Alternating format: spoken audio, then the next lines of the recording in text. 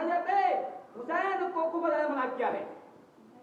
अगर सवाल होता है, अगर ये जिहाद, ये जंग जो थी इस्लामी जंग थी, अगर ये जंग हक बातिल जंग थी, ऐसा लोग कहते हैं, लोग इस बात को नहीं कहते हैं कि ये जंग जो थी हक बातिल की थी।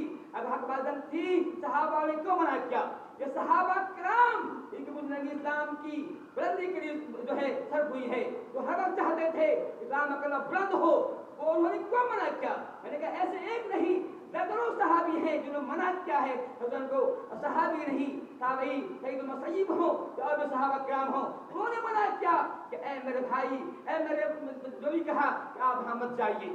लेकिन हजरत हुसैन जिस पर अड़े रहे, क्योंकि उनके पास इतने खतूत आ रहे थे, कूफा से खत भेजे जा रहे थे कि आप आइए, इतने खतूत थे, उनको किताब बन जाती, इतने खतूत थे। लेकिन चूंकि वो इंसान है, हुसैन भी इंसान थे, धोखे में आ गए, आगे बढ़ते रहे।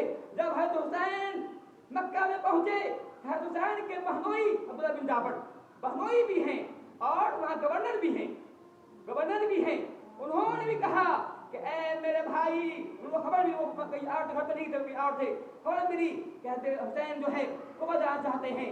उन्होंने फौरन खत भेजा अपने हजरत हुसैन के नाम, कहा कि आप जब तक चाहे मक्के में रहें, यजीद कहा तो बैत करें, कोई बात नहीं है, आप रह सकते हैं, आपने बैत तो हुई नहीं है, बैत करने फिर भी जब तक कोई आपका बात का नहीं करेगा, आप आराम से रहें। उन्होंने ये भी कहा कि आप अगर यहाँ नहीं चाहते हैं तो किसी पहाड़ की चोटी में चढ़ जाएं, वादी में चढ़ जाएं, जब तक चाहे वहाँ रहें, वहाँ पर देखें यहाँ के हालात कैसे हैं, जब अगर हालात अच्छे हैं तो वहाँ जाएंगे। हज़रत हुसैन ने इस मौके पर कहा था कि मैंने एक ख्वाब देखा है, ख्वाब क्या था पता नहीं था कि मैंने ख्वाब देखा है।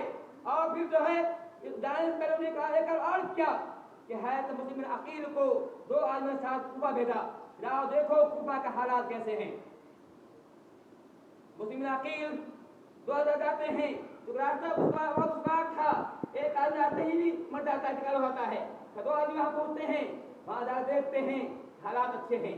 जैसे मुस्लिम अकील कूफा पहुँचते हैं, लोग उन पर टूट पड़ते हैं, लोग उनका हाथ बैत करते हैं। हज़रत मुस्लिम अकील ने देखा यहाँ के हालात साजगार हैं, अच्छे हैं, यहाँ जमीन हमवार है, फिजा हमवार है, उन्होंने बहुत खत लिख कर भेजा कि आप शौक से यहाँ आए, यहाँ के हालात अच्छे हैं। उस वक्त कूफा का गवर्नर नामान बिन बशीर था, ये अच्छा इंसान था, बिल्कुल सीधा इंसान था। उसने मना किया, वो बात आप यजीद के हाथ बैत कर चुके हैं, उसको मत तोड़िए, आहद मत तोड़िए, यजीद मत कीजिए, लोगों की बात नहीं सुनी।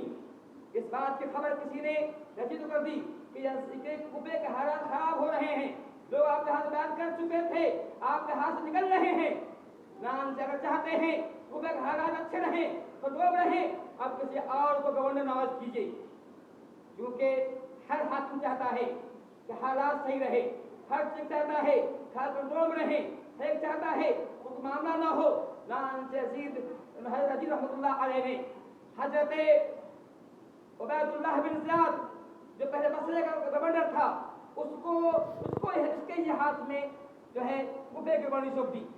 दो रियासत के गवर्नर हो गए, यानी बसरे के भी कूफे के भी। जैसे ही उबैदुल्लाह बिन ज़ियाद कूफे का गवर्नर बना, उसने आगे धमकी दी, कहा कि जो कोई यजीद के हाथ में बैत करने के बाद मुकरेगा उसको सख्ती की जाएगी। धमकी दिया, जिन्होंने हज़रत मुस्लिम अकील के हाथ पर बैत कर लिया था फौरन वापस हो गए, और इतना ही नहीं हज़रत मुस्लिम अकील को खत्म कर दिया।